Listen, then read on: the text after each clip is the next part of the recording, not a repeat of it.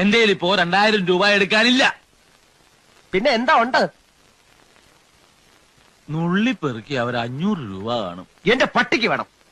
മര്യാദക്ക് 2000 രൂപ എന്റെ കയ്യിൽ എണ്ണി തന്നില്ലെങ്കിൽ അതിന്റെ പ്രത്യാഘാതകം. പ്രത്യാഘാതം മേഘം എന്നുള്ളതിന്റെ ഇയാൾ എന്നെ പഠിപ്പിക്കൊന്നും വേണ്ട. പ്രത്യാഘാതം അത് ഭയങ്കരമായിരിക്കും. എന്തും നേരിടാൻ തയ്യാറായിട്ട് തന്നെയായി ഈ നാടകത്തിൽ ഇറങ്ങിത്തിരിച്ചിരിക്കുന്നത്.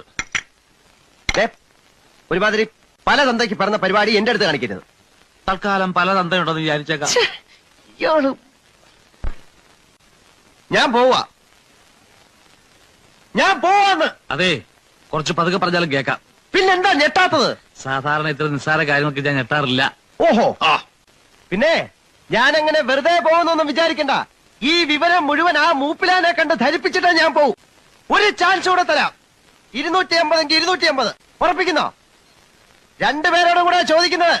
എടോ, തനിക്ക് നാണമില്ലേടോ? ഇല്ല.